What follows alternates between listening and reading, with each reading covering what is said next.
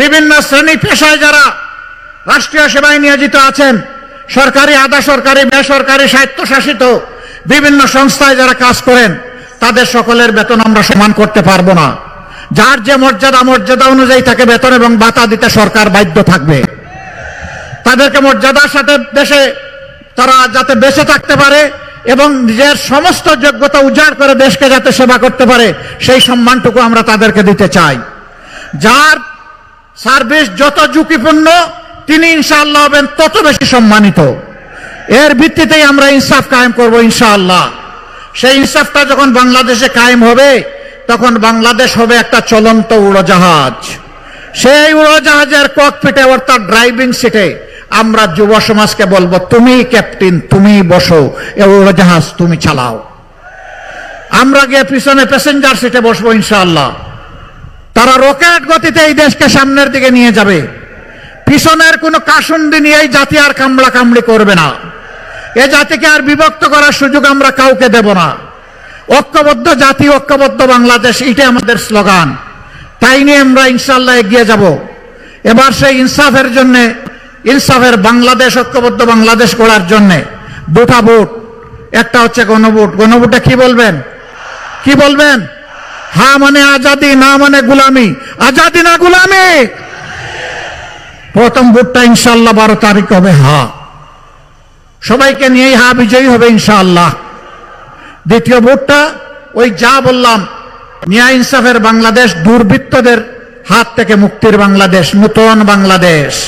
আল্লাহ তাআলার কাছে দোয়া করি 13 তারিখ এই দেশ যেন একটা নতুন দেশ পায়। 13 তারিখের ভোরের সূর্য যেন তার পিঠে করে মুক্তির পয়গাম নিয়ে আসে, যে এখানে আর গুলামি আর আধিপত্যবাদ চলবে না। পারিবারিক গোষ্ঠীগত রাজনীতি অচল, দলীয় সরকার অচল। আগামীতে হবে জনগণের সরকার ইনশাআল্লাহ। আমি আপনাদেরকে সাক্ষী রেখে বলে যাচ্ছি, আমি জামাতে ইসলামের বিজয় চাই না, আমি চাই বাংলাদেশের 18 কোটি মানুষের বিজয়। ওই বিজয় যেদিন হবে ইনশাআল্লাহ আমরা সকলেই মুক্তির স্বাদ পাবো। ধরো, এখানে শক্ত করে ধরো। আলহামদুলিল্লাহ। এই আসনে আগে কে নেতৃত্ব দিয়েছেন? আল্লামা দেলওয়ার হোসেন সাঈদীর ছায়া হচ্ছে মাসুদ সাঈদী।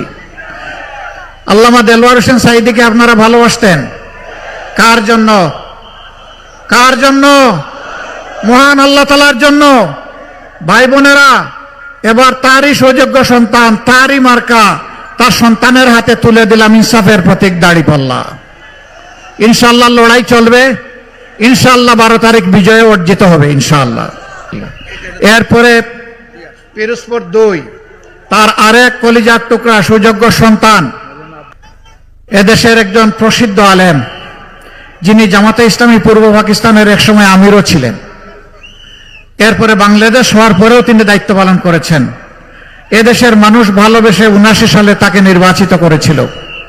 আজকে তার জায়গায় আল্লামা দেলওয়ার হোসেন সাঈদীর কলিজার টুকরা, তার দ্বিতীয় সন্তান শামীম সাঈদীর হাতে আমরা ইনসাফের প্রতীক তুলে দিলাম। চাচা, এইখানে দর শক্ত করে, জাতির ভার নিতে হবে ইনশাআল্লাহ। ইনশাআল্লাহ দাঁড়িপাল্লার বিজয় হবে ইনশাআল্লাহ।